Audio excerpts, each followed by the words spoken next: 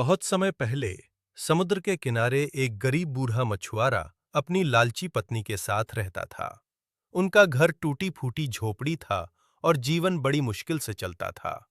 बूढ़ा रोज जाल लेकर समुद्र में मछली पकड़ने जाता, लेकिन कई बार उसे खाली हाथ लौटना पड़ता।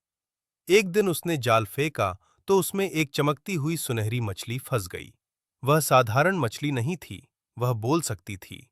मछली ने विनती की, मुझे छोड़ दो दयालु मछुआरे, मैं तुम्हारी हर इच्छा पूरी करूंगी।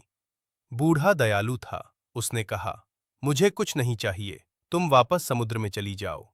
और उसने मछली को आजाद कर दिया। जब वह घर लौटा और पत्नी को सारी बात बताई, तो पत्नी गुस्से से चिल्लाई, अरे मूर्ख, कम से कम नया टब तो मांग लेते, हमारा तो टूटा हुआ है। जाओ, मछली से कहो नया टब दे।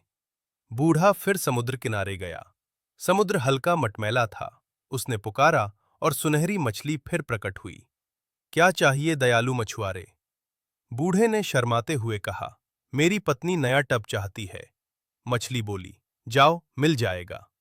घर पहुंचकर उसने देखा, नया टब सचमुच रखा था, लेकिन पत्नी का लालच बढ़ चुका था। अब पत्नी बोली, हम झोपड़ी में क्यों रहें? जाओ, बड़ा घर मांगो। समुद्र अब और गहरा नीला और बेचैन था। मछली ने फिर इच्छा पूरी की।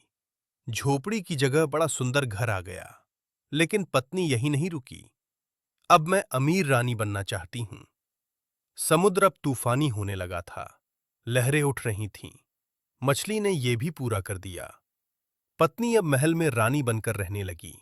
नौकर चाकर, सोना चांदी, सब कुछ। लेकिन लालच की कोई सीमा नहीं होती। सबसे बड़ी गलती पत्नी ने कहा, मैं समुद्र की रानी बनना चाहती हूं और वो सुनहरी मछली मेरी दासी बने। अब समुद्र काला पड़ चुका था। आंधी तूफान मचा था। बूढ़ा कांपते हुए मछली के पास गया। उसने सब बता दिया। मछली ने इस बार कुछ नहीं कहा। वो चुपचाप समुद्र की गहराइयों में चली गई। जब बूढ़ा घर लौटा, महल गायब था, नौकर गायब थे।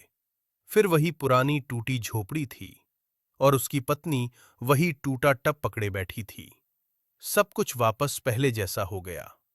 कहानी की सीख, अत्यधिक लालच अंत में सब कुछ छीन लेता है। जो हमारे पास है उसका सम्मान करना चाहिए।